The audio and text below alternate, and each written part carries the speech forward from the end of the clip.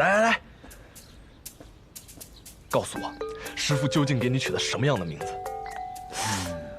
师傅会给你取什么样的名字呢？我觉得你应该叫做百里八。但是莫小黑说师傅那么懒，他只可能取2个字的名字，他觉得你应该叫做里八。所以你到底叫什么呢？东巴。咦，呵。哎，对了，师兄们，师傅跟我说他活得可久了，这老头到底活了多少岁啊？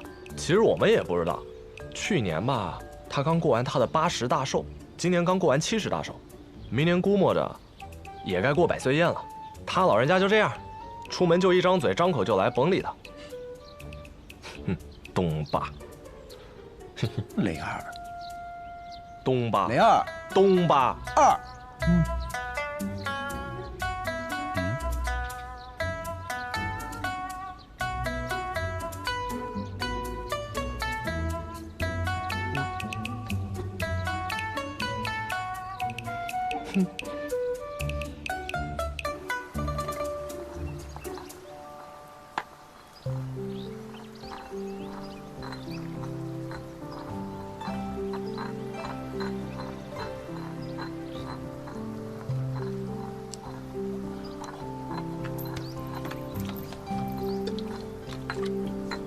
看你这吃法，像是吃到什么人间美味一样。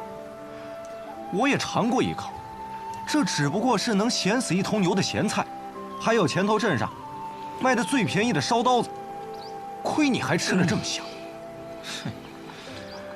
如果你也有快被饿死的经历，你就会感激这世上每一种食物。你也有快病死的经历，你怎么就不能感激这些草药呢？亏你还忍心看着师傅自己在这磨药。哼。对了，你让我学的医也学完了，该掌握的也掌握了。按照我们的约定，从明日朝阳升起，你便与这草药无关。我记得，我记得。我怕是这世上最没有尊严的师傅了吧？哎，你说你，明明有学医的天赋，在短短几个月，就掌握了普通人数年甚至几十年掌握的医理，怎么就不感兴趣呢？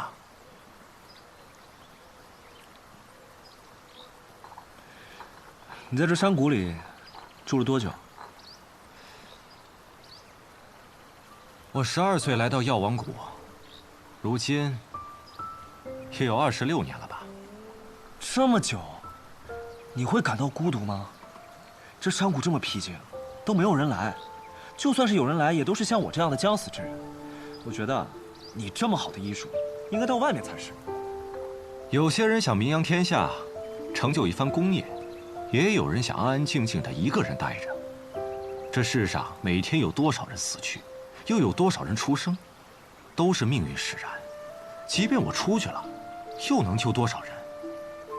要是有人能像你一样走到这药王谷，便与我有缘。不管出身，不论目的，我都会救。那你打算以后每天都这样，重复循环？在你看来，每天都是重复的，可在我看来，每天都是不一样的。春日的崖边能长出蛛网草，惊蛰的夜露能配百青丸，清明的蓬草能做药饼，怎么能会是重复循环呢？你在想什么？是想你那位朋友吧？是啊，也不知道他在天启城混得怎么样了，是不是还那么嚣张？我千里迢迢的跑过来开酒肆，我是没有准备的。你快跑啊！是不是还被人追着他？是不是旁边还有朋友并肩而立？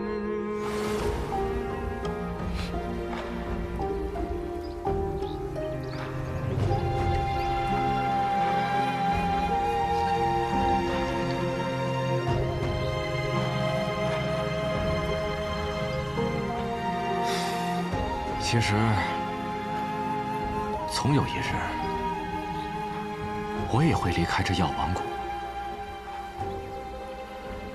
去看看那外面的山川河海，走走这人间天地。什么时候？在我找到真正的传人，你师弟的时候。那不好意思了，逆徒我就不陪你的了。我今晚把药捣成丸子，放到你的行囊里。每日午饭后，你记得要吃上1粒，一共100粒。我又在青州的穆家要了一味药粉，我又不想让他们知道这药王谷的所在，所以想让你帮我去拿。啊！可是这青州也太远了。什么青州？穆家最珍贵的药房是秋庐，秋庐在天启城。你此行是去天启城？你不是早就想去天启城了吗？那便去吧，反正有100颗药丸，够你霍霍到明年的了。去了天启城，要玩得开心，也要记得回谷，好好学艺。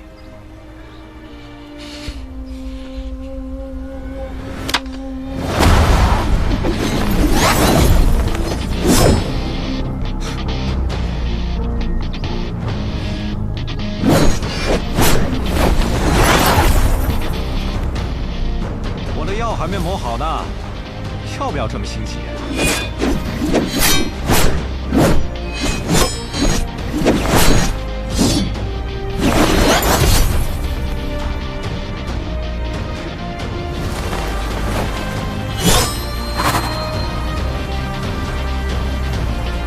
天启城，我来了。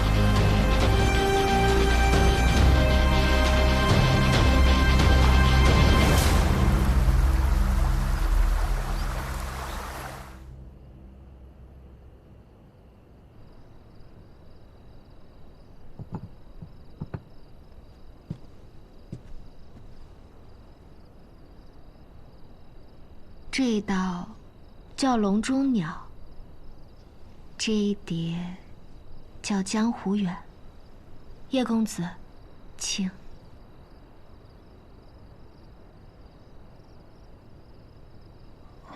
洛兄不吃吗？我师兄他平日苦修，只喝淡茶，吃粗食，就不管他了。那王妃特意做这2道菜给在下，是想说什么？都说了不要叫我王妃，我不想做这所谓的王妃。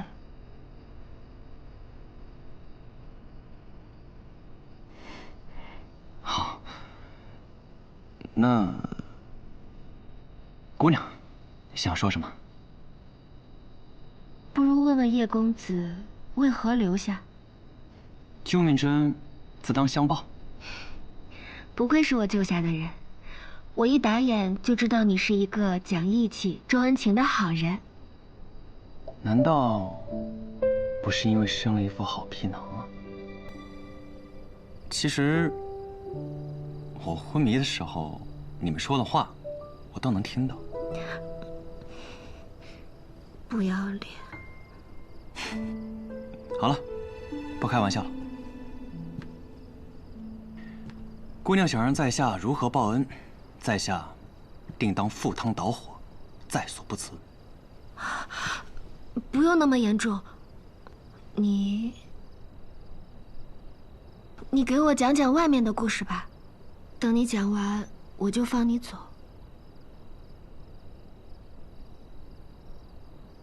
我很久没有离开这里了。平时虽然师兄在，但师兄又是个话少的，所以我连个说话的人也没有。就像这道笼中鸟，虽身处囚笼，却偏偏向往外面的天地。他如今过得竟这样不开心。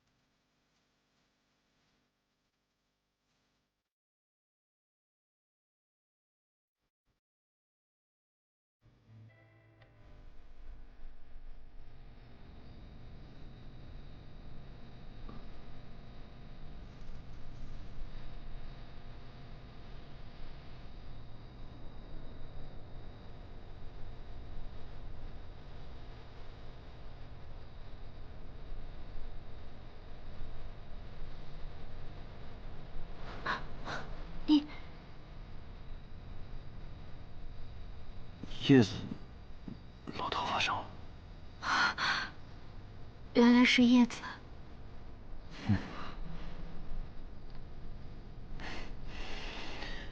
我叶鼎之虽然武功还不是天下一等，若说文采，那也算是差强人意。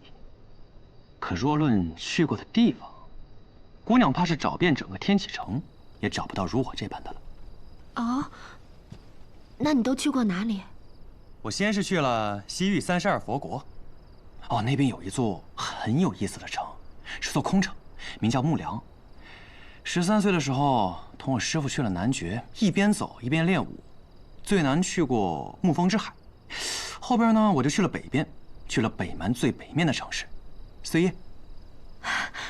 我听说北蛮的人都很凶悍的，他们只要谁赢了谁，就能抢走他的帐篷，还有老婆，直到下一个人来抢。不是的，北蛮的民风其实很淳朴的。我记得我当时去了那边，住在一户人家，他们那儿跟我们这儿差不多，都是一室一双人。丈夫呢，每天早上就会出去打猎。哦，他们那边的草原特别大，一望无际的。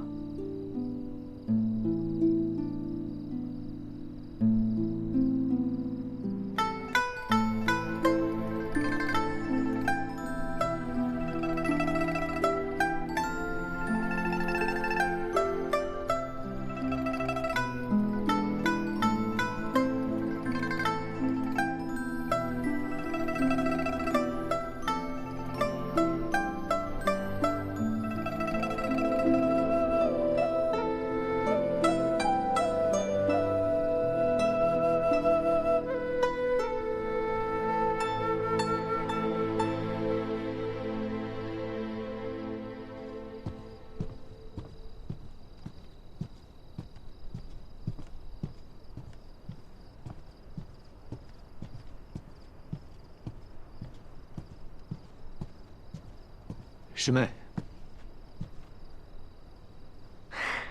师兄，你是想要借叶鼎之之力逃出去？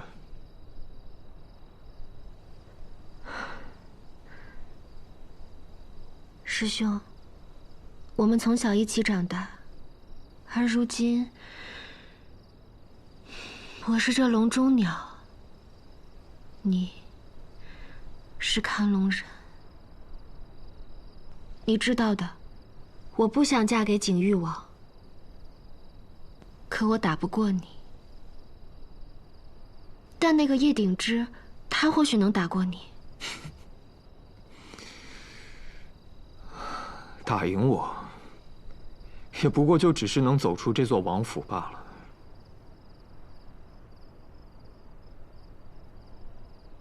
可你利用了叶鼎之，若是被他知道了，利用了。可我听他跟我说那些故事的时候，我是真的很开心啊。而且他的身上有一种很熟悉的感觉。他也姓叶。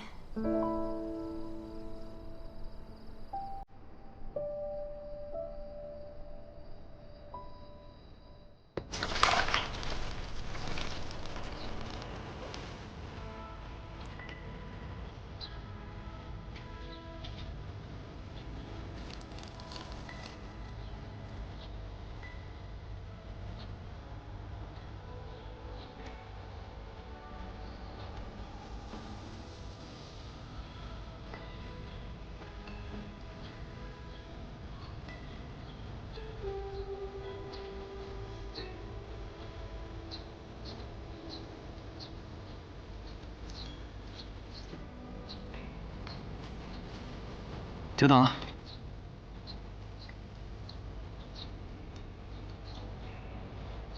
怎么？哦，没事。不冷吗？睡。我不怕冷。讲佛国吧。要去西域32佛国，会经过一座城碧罗城。而去碧罗城的路上，会途经一座名为三顾城的小城。所谓美人三顾，一顾倾城，再顾倾国，三顾。等一下，美女很多。对啊。换一个，不想听。哦，那我给你讲讲三顾城的特点吧。嗯。这三顾城呢，其实是由一些商人建立起来的，城中赌庄居多，最大那间叫美人庄。又是美人，过不去了是不是？我说的是赌庄。那赌庄为什么会是美人庄？因为美人很多啊。这负责最大赌庄的呢，就是一个花魁娘子，以天女为名。连花魁娘子都出来了。不说这个了，我也是听别人说的，我没去过美人庄。穿过三顾城，就到了碧螺城。这碧螺城里有一个特别大的寺，叫九龙寺。小挂件儿，小玩意儿。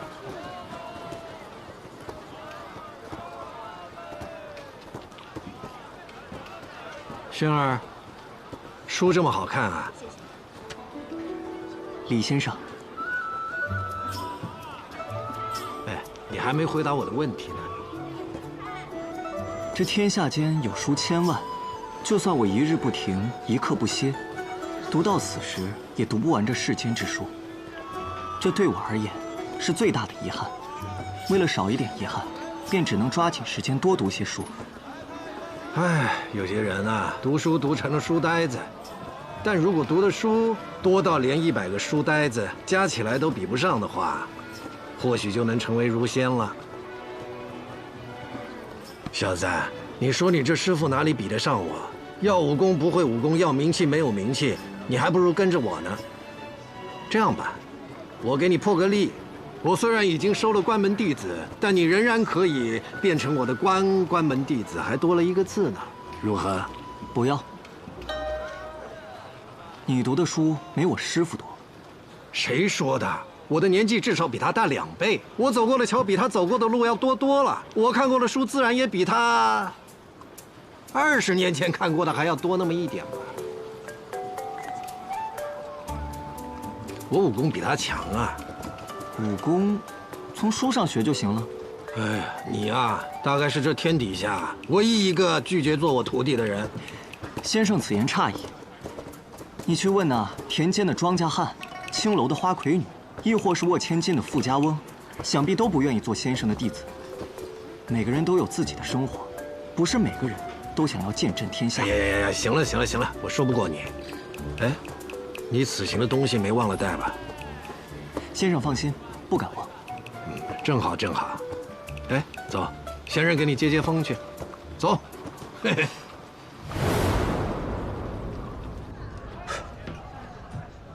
吴少伟师兄，你们私底下互相揭开盖头见过面吗？师弟，这个不叫盖头。小师弟，你应该多读点书。嘿，别避重就轻了。对了，这不是祝贺我入门的宴席吗？来了我朝思暮想的碉楼小筑，是不是有秋露百合呀？秋露白1月只有1次，今日怕是没了。唉，可惜了，早知道当初就应该让师傅给我留下来的。哎，对了，我们吃饭不叫师傅吗？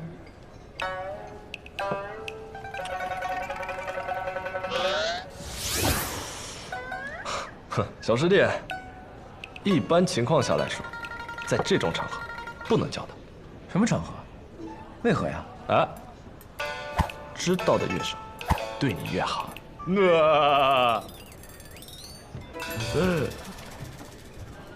不是说了吗？没喊你们就别进来。门外有位客官让我问问几位公子。问什么？说。先生没到，应该开席吗？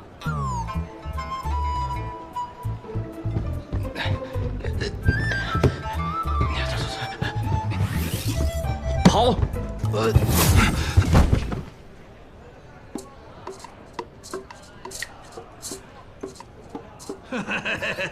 一起喝酒，躲什么呢？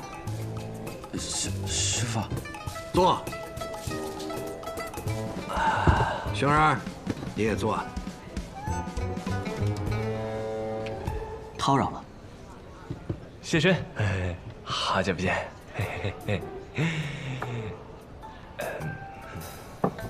雷二，这位是？没大没小，你猜呗。还真以为我不知道啊！既然你们都认识他，他要是师傅带来的人，那北篱八公子里面，除了素未谋面的无名师兄，还有远在西南道的顾三师兄，那就只剩下清香公子了。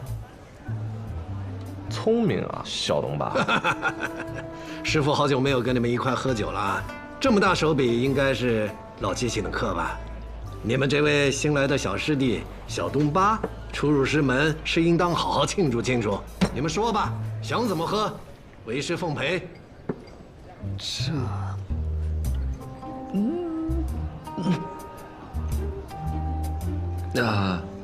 先生，今日东君刚刚进入学堂，我看要不我们就去算了吧。哎，怎么能算呢？来，我们一起敬师傅。哎，好东巴，来喝酒，干！喝酒，喝酒啊！哎呀，好酒好酒，老七，我跟你说，一个男人在家最重要就是地位。李新月在我去百花楼的时候，他都会帮我结账。好。师兄，东君啊，你现在知道，我们为什么不叫李先生了吧？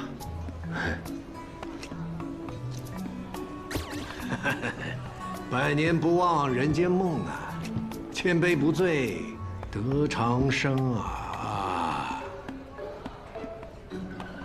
当年诗仙可是为了我写下这首诗的，各位。怎么都醉了呢？真没劲。哎，东巴，我看就你酒量最好，来，陪我喝一杯。干！干！干不了。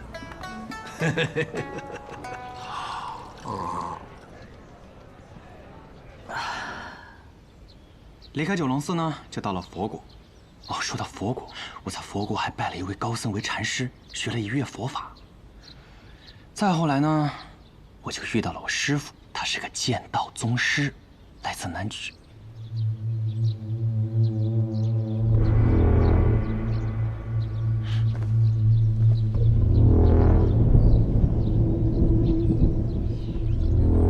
师父，东巴，你初入师门，为师为你准备了一份礼物。真的假的？还有礼物？当然是真的。为师可是从不说谎的李先生。玄儿，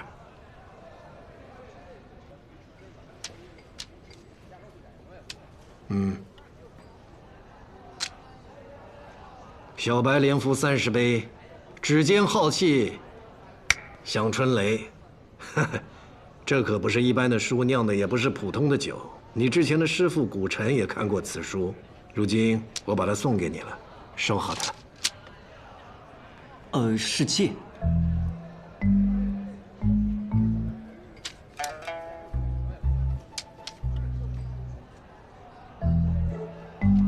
多谢师傅，多谢清香公子。酒喝完了，该打一架了。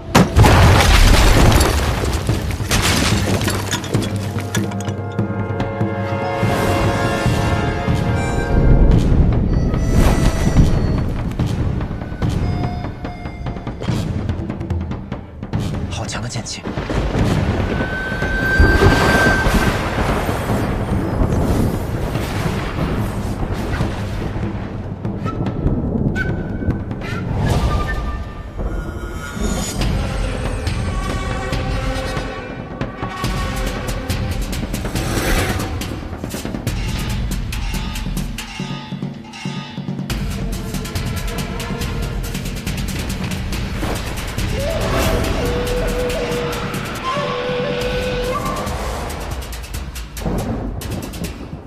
瞧瞧，你们瞧瞧，比宣六还要做作的人终于登场了，闹这么大动静，生怕别人不知道他是谁似的。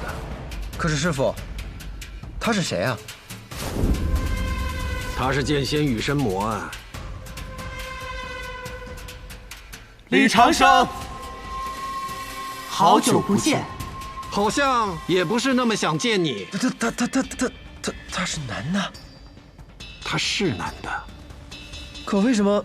他练的是魔仙剑，魔仙剑传言乃凡人向魔神借力，传下剑谱，修炼此剑者极易遭到反噬。他就是在试图强压魔仙剑反噬的时候出了岔子，以至于身子虽然是个男儿身，但面容却越来越像女子。哦，羽生魔，你从南绝远道而来，所谓何事？找人。我不是来找叶鼎之的。你知道？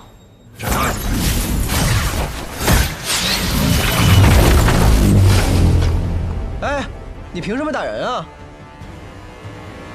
他在哪里？什么他呀？他是谁啊？别装傻，叶鼎之，他在哪里？你是谁啊？我凭什么告诉你啊？我是他师傅。你说是就是啊，他还来参加学堂大考，拜我师傅为师傅呢。哼，荒谬！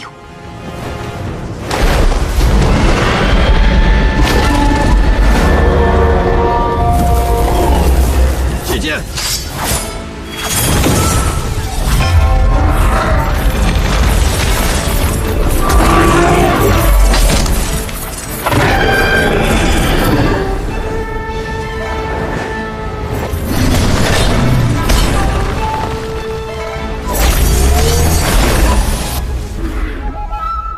这是怎么回事？这就是剑仙之间的对决啊，不是一招一式，而是决人间之华彩，引天地之共鸣。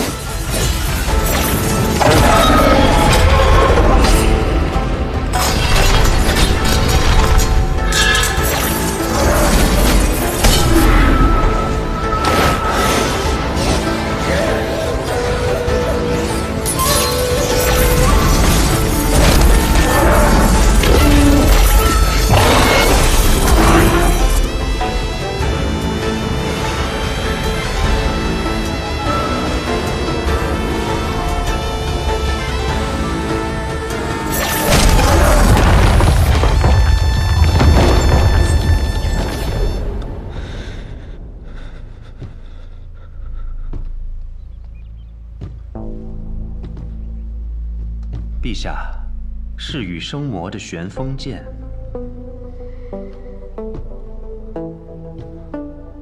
父皇，羽生魔他一定是来找那个叶云的。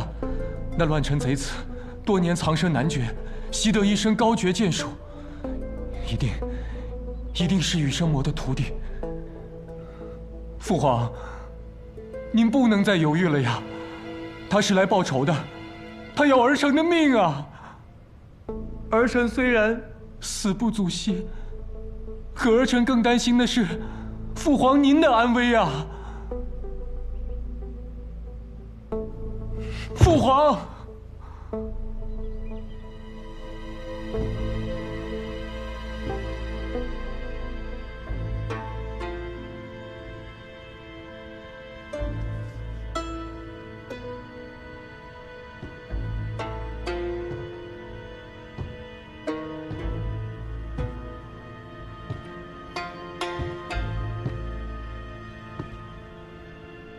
发布通缉令，全城搜捕叶鼎之。遵旨。